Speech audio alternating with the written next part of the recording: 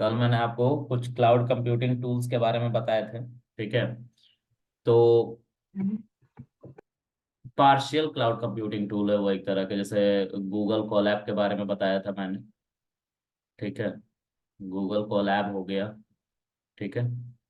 तो Google Colab हो गया, फिर उसके बाद अज्योर डेटा ब्रिक हो गया। ठीक है। Azure data brick. ठीक है।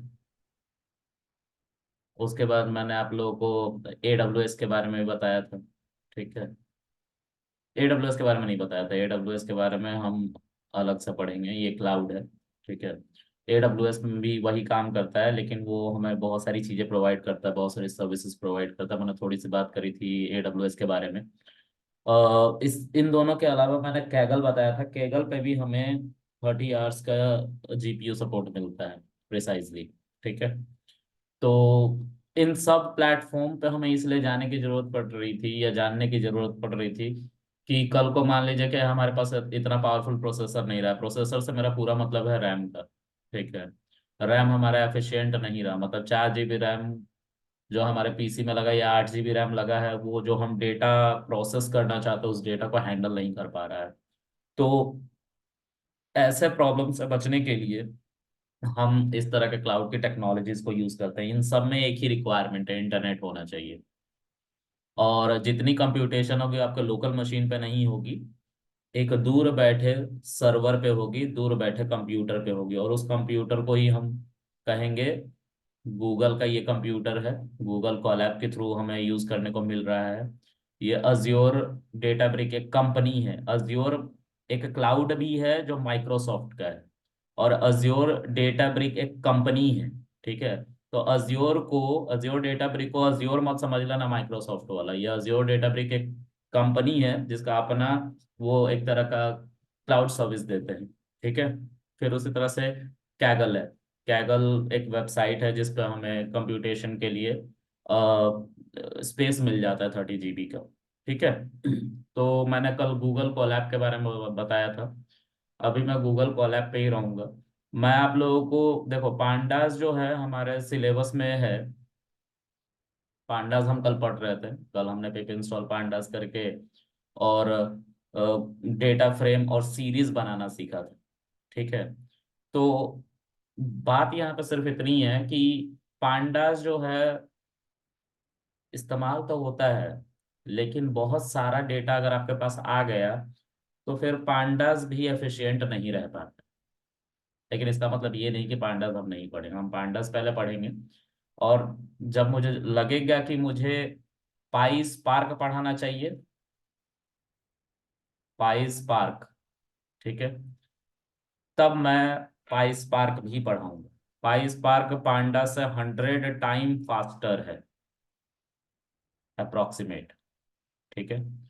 तो पाई स्पार्क जो है पांडा से 100 टाइम फास्टर है डेटा प्रोसेसिंग के मामले में। तो जब जरूरत पड़ेगी तो मैं पढ़ाऊंगा, और जब मैं पाई स्पार्क पढ़ाऊंगा तो मैं इसको अज्योर डेटा ब्रिक पे ही पढ़ाऊंगा। ठीक है। लोकल मशीन पे भी पढ़ सकते हैं। इसमें जैसा आपको पाई दिख रहा है, पाई मतलब कि पाइथन के लिए ये बनाया गया था। ठीक है। इसकी पूरी कोडिंग जो बैकएंड की है वो स्काला पे हो रखी है। स्केलेबल लैंग्वेज फुल फॉर्म है, और स्काला उसका शॉर्ट नेम है। ठीक है। तो पूरी कोडिंग इसकी स्काला पे हो रखी है। ठीक है। बिग डेटा हडूप की तरफ जो बंदे रहते हैं वो स्काला को पढ़ते हैं। ठीक है। तो डेटा तो हमें भी चाहिए होता है, क्योंकि हमें डेटा प्रोसेसिंग करनी है, उससे कुछ आउटकम निकालना है, उससे कुछ इंसाइट्स निकालने हैं, डेटा प्रिडिक्शन करना है। AI के बंदों को भी जरूरत होती है। तो जब मुझे लगेगा कि मुझे पाई स्पार्क पढ़ाना चाहिए तो मैं पढ़ा दूंगा। ठीक है। अब मैंने मेरे पीसी के साथ, जैसा मैंने बताया था, मेरा ओल्ड पीसी है, क्योंकि ये बहुत दिनों से रखा हुआ था। मैं अपने ऑफिस के पीसी पे पढ़ाने की कोशिश कर रहा था, लेकिन जूम का सपोर्ट नहीं है, क्योंकि वहाँ पे उबंटू सॉफ्टवेयर चल रहा है, उबंटू ऑपरेटिंग सिस्टम मेरे ऑफिस में चलता है। ठीक है। हाँ, एक और बात यार गाइस, बहुत सारे स्टूडेंट ये पूछ रहे थे सर आप भी अभी भी ड्यूकेट में है। तो यार गाइस, मैं ड्यूकेट में नहीं हूँ। ठीक है। मैं यहाँ पे पढ़ा रहा हूँ अपने लिए। ठीक है। क्योंकि पढ़ाने से मैं और अच्छा हो जाता हूँ, और तुम्हारे लिए भी। ठीक है। इंसान डे एंड में अपना ही फायदा देखता है। ठीक है। तो अगर कोई बंदा कह रहा है कि नहीं हम तुम्हारे लिए पढ़ा रहे, सॉरी, मैं अपने लिए पढ़ा रहा हूँ। क्योंकि मुझे सीखने को मिलता है जब मैं पढ़ाता हूँ, तो उसको और ब्रॉडली सोच पाता हूँ। ठीक है। पैदा होते ही पढ़ाना शुरू नहीं कर दिया था, पहले पढ़ा था, पढ़ाने के स्टाइल्स को देखा था, फिर उसके बाद मैंने खुद पढ़ाया 1.5 साल, उसके बाद मैं यूट्यूब चैनल पे बैठा था। ठीक है। तो अगर तुमने फी नहीं दे रखी है जहाँ से मैं आया हूँ, मैं बताऊंगा नहीं यहाँ पे कहाँ से, तुम लोग सबको पता है, तो ऐसा नहीं है कि तुम यहाँ पे ज्वाइन नहीं कर सकते हो। यहाँ पे आप ज्वाइन कर सकते हो। 9 o'clock टाइमिंग है, आप ज्वाइन कर लो। ठीक है। जूम मीटिंग सेम रहता है, बट स्टिल मैं अपने स्टेटस पे जूम मीटिंग डाल देता हूँ। ठीक है। तो मैंने कल जितने कंटेंट थे उन सबके नंबर को सेव किया कि मेरा स्टेटस दिखे, क्योंकि एक का कंप्लेन है कि मेरा स्टेटस नहीं दिख रहा है क्योंकि उसका नंबर सेव नहीं है। तो तकरीबन 2,000 बच्चे थे, उसमें से आई गेस 1,000 बच्चों के कंटेंट मैंने सेव किए। ठीक है। अब नाम तो नहीं सेव किया, स्टूडेंट 1 स्टूडेंट 2 करके सेव किया तुम लोग का नंबर। तो ये मत सोचना कि मैं तुम्हें पहचान गया हूँ। हाँ, शकल तो बस याद है मुझे, है ना। खैर, जो भी है, तो हम बात कर रहे थे गूगल कॉलैब की। गूगल कॉलैब की बात करेंगे और कैगल की बात करेंगे। डेटा हमें चाहिए होगा पांडा सीखने के लिए, तो डेटा के लिए हमें कैगल पे, यानी कि एक ऐसे प्लेटफॉर्म पे जाना पड़ेगा जहाँ से डेटा मिल जाए। बस एक ही प्लेटफॉर्म नहीं है कैगल, गूगल डेटा सेट करके भी एक प्लेटफॉर्म है, गूगल का ही, जो डेटा सेट फ्री में प्रोवाइड करता है हमें पढ़ने के लिए या सीखने के लिए। ठीक है। तो हम बात करेंगे उन सब की। ठीक है। चलो एक काम करते हैं, हम अपने डेटा एनालिसिस वाले फोल्डर में जाते हैं। ठीक है। यहाँ पे जुपिटर लैब लिखेंगे तो जुपिटर लैब हमारा खुल जाएगा। लेकिन एक मिनट, कल मैंने तुम लोगों को गूगल कोलैब के बारे में बता दिया था, तो मैं गूगल कोलैब पे सारी पढ़ाई करवाऊंगा। इसको मैंने खोल दिया है, but still I just want to show you कि यहाँ पे जो फाइल बन रही है मेरे लोकल मशीन में, वो हमारे गूगल कोलैब पे कैसी दिखती। ठीक है। इसके लिए इसको ओपन कर रहा हूँ, तो एक बार ओपन हो जाए। ठीक है।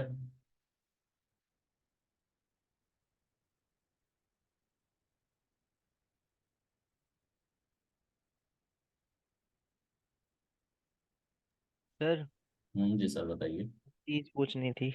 हाँ, बोलो। जैसे जब आप पढ़ते हो, जैसे आप खुद भी जैसे स्टडी करते हो, तो आप कैसे पढ़ते हो? मतलब आपका तरीका क्या है, वे ऑफ लर्न? यार देखो, मैं कभी भी छोटे ट्यूटोरियल्स नहीं उठाता, और ज़्यादातर जैसे चैट जीपीटी तुम लोगों को बताया था ना, तो चैट जीपीटी पे मैं चीज़ों को एक्सप्लोर करता हूँ। मैं जब पढ़ता हूँ डॉक्यूमेंटेशन से, डॉक्यूमेंटेशन प्रेफर करता हूँ यार मैं। मतलब जैसे मुझे, यूट्यूब वीडियोस होती है, इन पे जाना चाहिए हमें अगर कुछ पढ़ना है तो?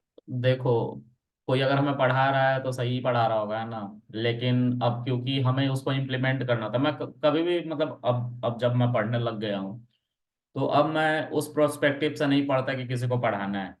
ठीक है।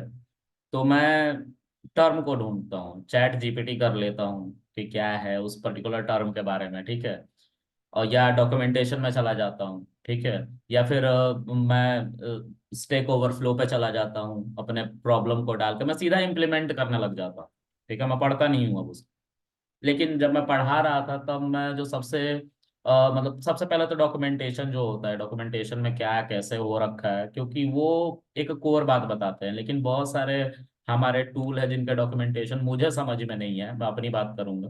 जैसे जेंगो के डॉक्यूमेंटेशन है, मुझे समझ में नहीं आते हैं, क्योंकि उसमें मल्टीपल फाइल्स बन जाती है। ठीक है। तो जैसे एसगी विसगी उसमें होता है, वो मुझे समझ में नहीं आता। ठीक है। आज मैं पढ़ रहा था कि एपीआईज कैसे बनाते हैं, फास्ट एपीआईज। ठीक है। तो यूवी कॉर्न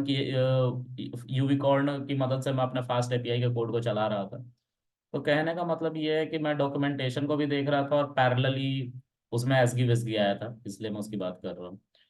तो डॉक्यूमेंटेशन से उसके पढ़ रहा था फास्ट एपीआई का। तो फास्ट एपीआई का डॉक्यूमेंटेशन बहुत आसान है, क्योंकि वहाँ पे एक फाइल होती है। जहाँ पे मल्टीपल फाइल हो बनने लग जाते हैं ना, वहाँ पे थोड़ा सा दिमाग खराब होता है कि ये क्या हो मतलब रहा है। जैसे हम एज अ बिगनर है अभी हम, तो जैसे आपको तो फिर भी तो प्रायर नॉलेज यूट्यूब है। यूट्यूब वीडियो से देखो, यूट्यूब वीडियो से देखो, शॉर्ट वीडियोस उठाओ या लॉन्ग वीडियोस उठाओ। जब मैं पढ़ता था तो यूट्यूब वीडियोस में लॉन्ग वीडियोस उठाता था, जिसको कंप्लीट करने में 1 महीना 1.5 महीना ऐसा लगता था मुझे। तो बोरिंग हो जाता है वो, एक दिन में नहीं पढ़ पाता। जैसे मैं जब पढ़ रहा था तो तीन चार चीजें एक साथ पढ़ता था। जैसे एक मैं बोर हो गया, उसको बंद कर दिया, दूसरा वाला यूट्यूब का वीडियो देख रहा हूँ दूसरे सेगमेंट का, दूसरा मतलब कि मान लो कि मैं वेबसाइट डेवलपमेंट सीख रहा हूँ, अब वेबसाइट डेवलपमेंट से बोर हो गया तो मैं चला गया लेट्स से डेटा साइंस को सीखने, डेटा साइंस से भी बोर हो गया तो अब चला गया कि स्क्रिप्टिंग कैसे होती है उसके वीडियो को देखने। तो मैं ऐसे करके पढ़ता था, तो उस तरह से मेरा मन भी लगा रहता था और तीन डिफरेंट बातें हो रही होती थी। ठीक है। सर ये तो मैंने भी ट्राई किया, पर इससे फिर रिजल्ट ही आया कि कुछ भी नहीं समझ में आया। तो नहीं, सब मिक्स होता देखो, दिमाग में। सिर्फ वीडियोस देख रहे हो तो सच में नहीं समझ में आएगा। जब मैं पढ़ता हूँ तो मैं नोट्स बनाता हूँ कि अच्छा इसमें ये हो रहा है, अच्छा इसमें ये हो रहा है, ऐसे करके बनाता हूँ। ठीक है। All in all okay sir. पढ़ने के लिए अपने अपने तरीके होते हैं, तुम्हें कौन सा सूट करता है वो तुम देखो। ठीक है। मुझे जो सूट करता है, सबसे पहला मैं डॉक्यूमेंटेशन पे जाता हूँ, क्योंकि हम यूट्यूब पे जब वीडियोस ले आ रहे होते हैं ना तो हम बिल्कुल बच्चों वाली चीजें लेके आते हैं कि तुम्हें समझ में आ जाएगा। तुम यूट्यूब पे वीडियोस उनके देखना जो बहुत अच्छे तरीके से पढ़ा रहे हैं। ठीक है। जैसे कुछ बंदे हैं, आज मैं मशीन लर्निंग का देख रहा था एक, ठीक है, तो नाम नहीं पता, अंग्रेज है कोई, है ना, उस वो बहुत अच्छे से पढ़ा है प्रोडक्शन लेवल पे, जैसे इंडस्ट्री में काम होता है, लेकिन व्यूज कम है। प्री कोड कैंप है सर एक, उस पे वो नहीं अंग्रेजी नहीं, पढ़ा। उनकी बात नहीं कर रहा हूँ, एक इंडिपेंडेंट बंदा है। तो उसके कंटेंट बहुत अच्छे थे। अगर वो इंडस्ट्री में कोई बंदा है ना तो उसके कंटेंट को देखे तो वो बहुत अच्छे से रिलेट कर पाएगा कि क्या कर रहा है ये बंदा। लेकिन अब आप लोग हैं, आप लोग को इंडस्ट्री का कोई नॉलेज नहीं, आप लोग उसको देखने भी नहीं जाओगे, आप बोर हो जाओगे। ठीक है। तो कुछ कुछ ऐसे लोग हैं जो इंडस्ट्री, देखो यूट्यूब पे बहुत सारे लोग हैं जो ऐसे कंटेंट पढ़ा रहे हैं ना जिससे किसी का भला नहीं होना, बस उनका हो रहा है, पैसे आ रहे हैं। ठीक है। ऐसे ही चीजें पढ़ाई जाती है। ठीक है। टू बी वेरी ठीक ऑनेस्ट, है। ऐसे ही चीजें पढ़ाई जाती हैं, और ज्यादा टफ बातें कोई पढ़ाने लग जाता है ना तो उस पर व्यूज भी कम आते हैं, तुम देखना कभी। ठीक है। समझ में आ जाएगा, ऐसे ही चलता है, रियलिटी यही है। ठीक है। चलो तो राधे राधे सर। राधे राधे भाई, आगे देखते हैं। तो मैं तुम लोग को ये दिखा रहा था कि मेरी फाइल कैसी दिखेगी, तो ये मेरी फाइल थी जिसके ऊपर सारा मैंने पहले तो इंट्रोडक्शन लिख रखा था कि मैं क्या क्या पढ़ाऊंगा डेटा एनालिटिक्स में। हाँ, मैं पावर बीआई नहीं पढ़ाऊंगा, पावर बीआई भी नहीं पढ़ाऊंगा और टैबल्यू भी नहीं पढ़ाऊंगा और एडवांस एक्सेल भी नहीं पढ़ाऊंगा, क्योंकि मैं पूरी तरीके से सीएलआई पे था। हाँ, मेरा पढ़ाने का मन किया तो मैं कभी बाद में जाके पढ़ा दूंगा, ठीक है, लेकिन डेडिकेटेड होकर नहीं पढ़ाने वाला मैं पावर बीआई एडवांस एक्सेल। ठीक है। एमएल भी नहीं पढ़ाओगे? एमएल पढ़ाऊंगा, एआई पढ़ाऊंगा, एआई विथ आईओटी पढ़ाऊंगा। ठीक है। एआई विथ रोबोटिक्स भी पढ़ाऊंगा। लेकिन अब तुम लोग ये एक्सपेक्ट करोगे कि मैं जाके पावर बीआई सीख के तुम्हें पढ़ाऊं, तो नहीं पढ़ाने वाला, सॉरी। ठीक है। चलो और एडवांस एक्सेल भी नहीं पढ़ाऊंगा क्योंकि वो पांडा से काम हो जाता है हमारा। ठीक है। देखो यार, इंडस्ट्री बहुत तेजी से ग्रूम सर हो चुकी है। ठीक है। जब मैं सीखा था डेटा साइंस, तो मैंने जिस टेक्नोलॉजी को सीखा था उस टेक्नोलॉजी पे काम तो होता है लेकिन उसका कोई यूज नहीं है। देखो, मैं एक महीने पहले कंपनी स्विच कर रहा हूँ और उस एक महीने में मैंने बहुत सारी चीजें करी हैं, जैसे मैंने समराइजर बनाया है, एक फेस डिटेक्शन मॉडल बनाया है। ठीक है। तो फेस डिटेक्शन मॉडल ऐसा नहीं कि वो जो रेगुलर फेस डिटेक्ट करता है जैसे तुम्हारे मोबाइल में होता है और स्क्वायर बॉक्स बन के आ रहा है तुम्हारे चेहरे के सामने, तुम्हारे चेहरे पे वो कंस्टेंट बन के आ रहा है, ऐसा नहीं। मान लो कि तुमने एक कैमरा लगा दिया किसी वेन्यू के बाहर, जहाँ पे मान लो मेरी शादी वादी हो रही है, तो उस वेन्यू के बारे में जानना चाहता हूँ कि कितने लोग आए थे, तो एक कैमरा लगा दिया, वो कैमरा जितने बंदे आ रहे हैं उनके चेहरे को डिटेक्ट कर रहा है। ठीक है। और बाद में वही बंदा कैमरे के सामने आ रहा है तो उसके चेहरे को डिटेक्ट नहीं कर रहा है। तो कहने का मतलब कि वो मॉडल एक किसी बंदे का एक ही बार चेहरा डिटेक्ट करेगा और उसको सेव कर लेगा। ठीक है। अब यहाँ पे चैलेंज मेरे साथ ये था कि मेरे क्लाइंट ने बोला कि हम डेटा नहीं देंगे, तुम उसको ऐसे ही ट्रेन करो। ठीक है, बिना डेटा के। तो बिना डेटा के मतलब इंसान का कोई डेटा नहीं है लेकिन उस इंसान को एक बार डिटेक्ट करना है, तो बिना हम डेटा के हमने उसको बनाया, मैंने उसको अपने अकेले ही बनाया, क्योंकि मैं मेरे सेगमेंट में ऑफिस में अकेला ही हूँ। ठीक है। तो मैंने उसको अकेले ही बनाया है और उसको बनाने में मुझे 2 दिन लगा, 2 दिन भी ज्यादा ही कह दिए, 1 दिन लगा, सुबह बैठा था शाम तक मैंने उसको बनाया है। ठीक है। और उसकी एक्यूरेसी भी कमाल की। मैं तुम लोग को दिखा नहीं सकता क्योंकि ऑफिस का डेटा है, लेकिन चला के जरूर दिखा दूंगा। ठीक है, कि कैसे वो काम करेगा, तो वो मेरे ऑफिस के लैपटॉप में है। ठीक है। कोड नहीं दिखा सकता मैं। ठीक है। ऑल इन ऑल, चलो। तो अब जो है आगे बढ़ते हैं। तो जो टेक्नोलॉजी है बहुत तेजी से ट्रांसफॉर्म हो रही है, ठीक है, बहुत तेजी से बदल रही है। मुझे लगता है कि बहुत सारी चीजें सीखने की जरूरत है, ठीक है। और जो सिलेबस हम और आप फॉलो कर रहे हैं शायद वो फुलफिल ना कर पाए, ठीक है। और इसको मैंने भी देखा है, ठीक है, क्योंकि मैं कहीं ना कहीं तो पढ़ा ही रहा था, ठीक है।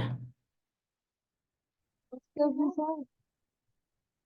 क्या कह रहे हो, बोलो शेरनी। सर, सर आपकी ना एक मतलब वीडियो रिलेटेड नियम का इसमें देख रही थी, तो उसमें आपने एलियन से रिलेटेड कुछ मतलब एक्सप्लेन किया हुआ था, तो उसको मुझे थोड़ा क्लियर नहीं हुआ था, एक बार फिर से वो क्लियर कर देंगे। बाद में बात कर लेंगे इसके बारे में, अभी मैं जो पढ़ाना है उसको पढ़ा लूंगा ना। बाद में मैसेज कर देना, सर मैं क्लास बता में दूंगा। लास्ट तो हाँ लास्ट में बता दूंगा, क्लास के लास्ट में ही बता दूंगा, ठीक है, अभी रहने देते हैं। तो चलो शुरू करते हैं यार, है ना। तो देखो ये मेरा जो है, एक सेकंड यार, गाने चल रहे हैं इसमें। देखो ये जो मेरा है, ये एक data analysis dot I P Y N B नाम की फाइल है, ठीक है। ये मेरा लोकल मशीन पे चल रहा है। कल मैंने पिक्चर भी बनाया था कि मान लो ये एक मेरा लोकल कोड है जिसमें मैंने लिखा है हेलो, ठीक है। या फिर इसको थोड़ा अच्छे से रिलेट करके दिखाओ, तो कल जैसा मैंने पिक्चर बनाया था वही पिक्चर मैं बना रहा हूँ, ठीक है, यहाँ पे। तो जैसा मैंने ये लिखा है प्रिंट हेलो वर्ल्ड, तो क्या हुआ था इंटरनली, मैंने इसके ऊपर पिक्चर बनाया था, मैं फिर से उसको बिल्ड कर रहा हूँ। देखो मैंने जब प्रिंट हेलो वर्ल्ड लिखा तो बिहाइंड द सीन मेरा पीवीएम चल रहा है। पीवीएम कहते हैं पाइथन वर्चुअल मशीन को, ठीक है। पाइथन वर्चुअल मशीन को पीवीएम पीवीएम कहते हैं, ठीक है। जैसे तुम जावा को इंस्टॉल करोगे तो उसमें होता है JVM, Java virtual machine. Python को कहते हैं पीवीएम, पीवीएम की वर्चुअल मशीन चल रही है, ठीक है। जो हम कोई भी चीज कोड कर रहे हैं पाइथन के सिंटेक्स के साथ, पाइथन के एडिटर पे, तो उस एडिटर पे लिखे हुए उस कोड को पाइथन का जो पीवीएम है, पाइथन वर्चुअल मशीन है, उसको डिकोड करता है बाइनरी में। तो यहां से ये कोड गया और बीच में एक इंटरप्रेटर है, बीच में एक इंटरप्रेटर है जो इस कोड को डिकोड करेगा बाइनरी में, ठीक है। मतलब जो हेलो वर्ल्ड आपने लिखा है उसको कुछ इस फॉर्म में डिकोड कर देगा, ठीक है, ये बाइनरी फॉर्म है। मतलब ये जो सॉफ्टवेयर, ये एक तरह का सॉफ्टवेयर ही है, ठीक है। ये क्या करता है, हाई लेवल से, हाई लेवल लैंग्वेज उसको कहते हैं, जैसे English, Hindi, French, German, Italian, जो ह्यूमन स्पीकिंग लैंग्वेज होती है उसको हाई लेवल लैंग्वेज कहता है। हाई लेवल लैंग्वेज से बाइनरी में कन्वर्जन करता है और बाइनरी से वापस हाई लेवल में कन्वर्ट करता है। तो क्या हो रहा है, देखो हमें और आपको समझ में आता है ये लैंग्वेज, यानी कि इंग्लिश।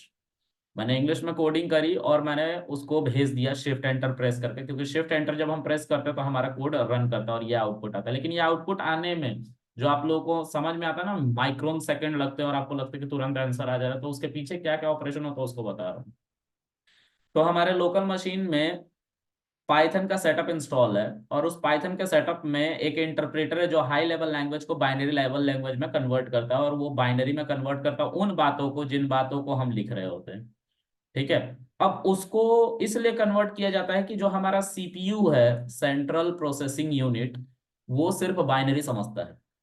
तो बाइनरी समझेगा, बाइनरी समझ के वो उसको प्रोसेस करेगा, प्रोसेस करने के बाद एक आउटपुट जनरेट करेगा जो फिर से एक बाइनरी की ही फॉर्म में होगा, ठीक है। अब फिर से इस कोड को ह्यूमन नहीं समझ सकता, बाइनरी का सिंटेक्स को ह्यूमन नहीं समझ सकता। तो यही इंटरप्रेटर बाइनरी से फिर उसको हिंदी या इंग्लिश जिसमें तुमने कोड किया है उसमें कन्वर्ट कर देता है। लेट्स से जर्मन में होता और मेरे पास जर्मन कीबोर्ड होता, तो मैं जर्मन लैंग्वेज में भी पाइथन इस्तेमाल कर सकता हूँ, ठीक है, क्योंकि कीबोर्ड जर्मन है। तो हम ऐसा करते हैं, ठीक है।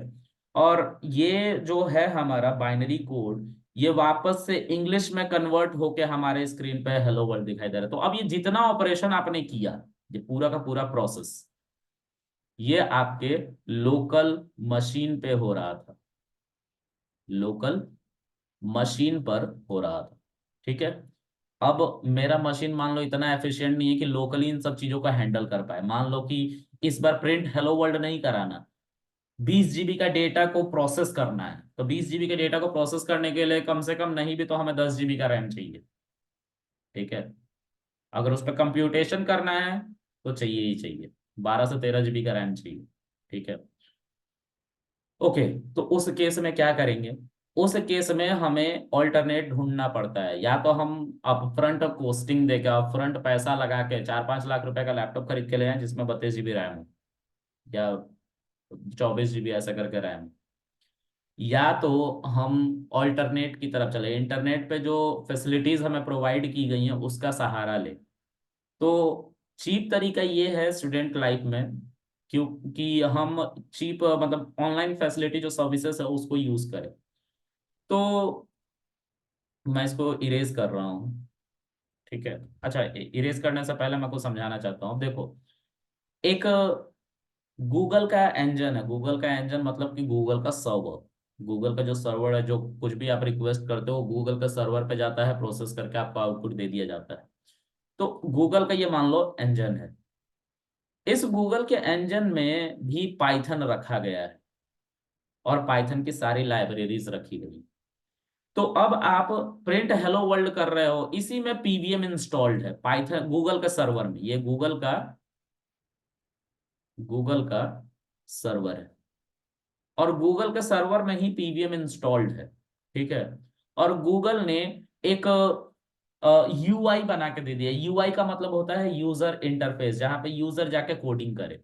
जैसे ये है ना, ये जो आपको दिखाई दे रहा है ये भी एक तरह का यूआई है।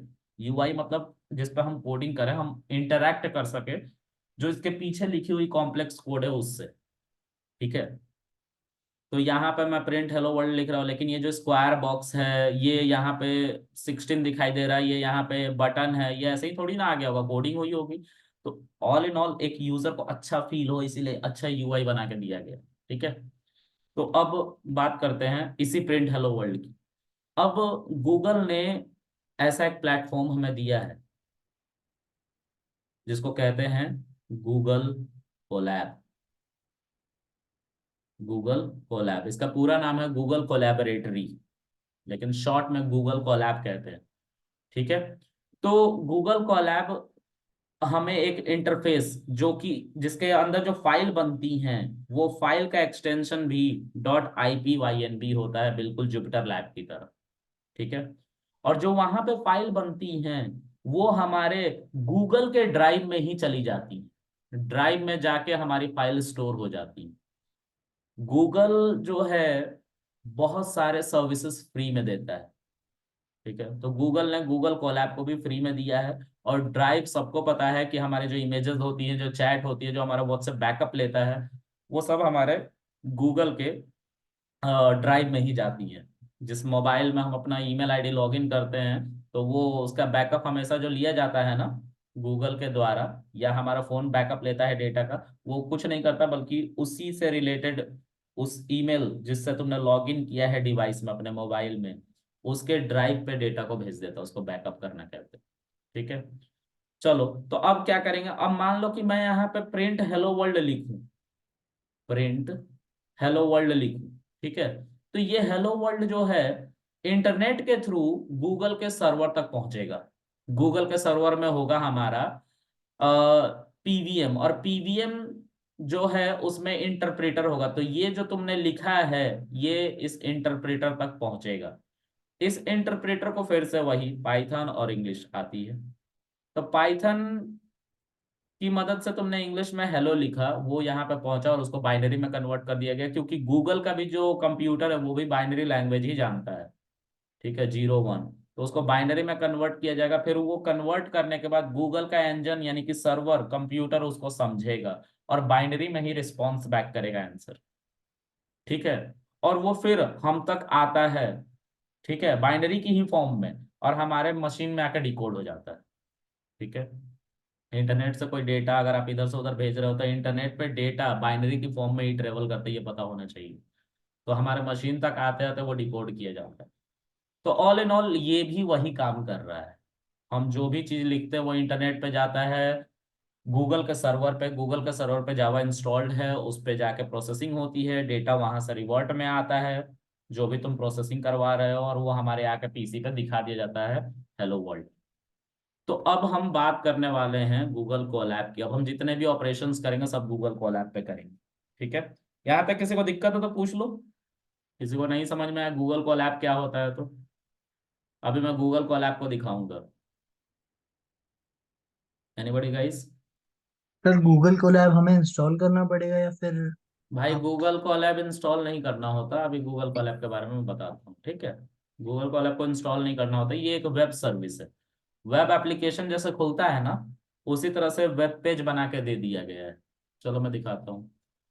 तो क्रोम पे चलते हैं, मैं यहाँ से क्रोम लिखता हूँ, एक सेकेंड। क्रोम पे चलते हैं। अब देखो, क्रोम पे जब कभी भी तुम लॉगिन करोगे ना, क्रोम पे हमेशा और हमेशा तुम्हें बहुत सारी ईमेल आईडी दिखाएंगी, अगर ईमेल आईडी से तुमने लॉगिन कर रखा है तो, ठीक है। और एक सेकेंड यार, it is taking some time.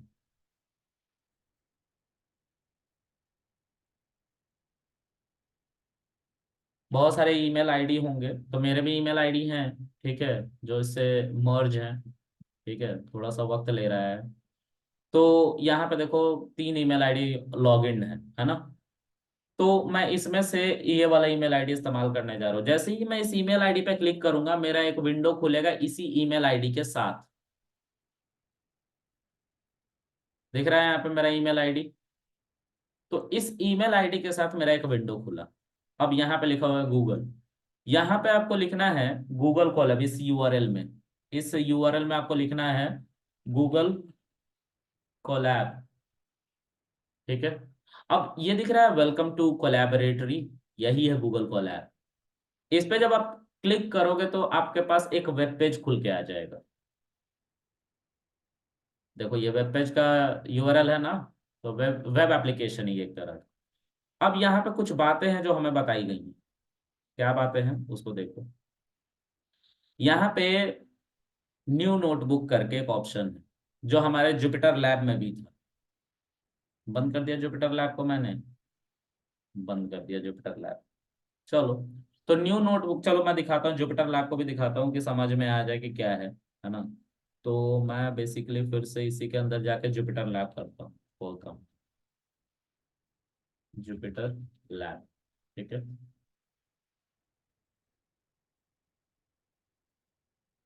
देखो गाइज, इन सभी का वीडियो जो है मैं यूट्यूब पे डालता हूँ, एक प्लेलिस्ट है, उसको फॉलो कर लेना जो नए हैं, ठीक है। और इसका सोर्स कोड मैं गिटहब पे डाल दूंगा, ठीक है। मैं एक दिन गिटहब भी पढ़ाऊंगा, ये गिटहब क्या होता है। मैंने क्लास में बोलता था कि गिटहब पढ़ाऊंगा गिटहब पढ़ाऊंगा, लेकिन वही है, ड्यूरेशन, टाइम ड्यूरेशन कम होता था, इसलिए नहीं पढ़ा पाते थे वहां पे, है ना। लेकिन अब हम मेरा फ्री हैं। गूगल कोलैब नहीं, क्या? गूगल कोलैब नहीं खुल रहा। वहां पे ईमेल पहले लॉगिन करो, तुम्हारा ईमेल नहीं लॉगिन होगा। देखो जिसका गूगल कोलैब नहीं खुल रहा है गाइस, उसका यहाँ पे ईमेल आईडी लॉगिन नहीं होगा, ठीक है। या तो आपका क्रोम में नहीं होगा, क्योंकि इसको शायद ओपेरा सपोर्ट नहीं करता है, ओपेरा पे नहीं खुल पाता है ये गूगल कोलैब, ठीक है। तो क्रोम इंस्टॉल कर लो उसी और क्रोम पे खोलो। क्रोम में हाँ क्रोम में खोलो, खुल जाएगा, ठीक है। एक से रिमेनिंग टाइम आ रहा है जी, जो भी करना है इसे। हाँ अब देखो गाइज, मैंने अपने लोकल मशीन का जुपिटर लैब की फाइल खोली है, ठीक है। जब मैं यहाँ पे क्लिक करूंगा तो देखो यहाँ पे नोटबुक दिखाई दे रहा है यहाँ पे ऊपर में, और ये एक बटन है यहाँ पे, ये बटन है पूरा का पूरा। इस पे जब तुम क्लिक करोगे तो एक नई नोटबुक की फाइल खुल जाती है untitled.ipynb से, ठीक है। उसी तरीके से गूगल कोलैब पे क्या होता है, गूगल कोलैब पे यहाँ पे न्यू नोटबुक दिया गया है, नीचे यहाँ पे दिख रहा है। अब जैसे ही इस पे क्लिक करोगे तो एक नई नोटबुक तुम्हारी यहाँ पे भी खुल जाएगी, ठीक है।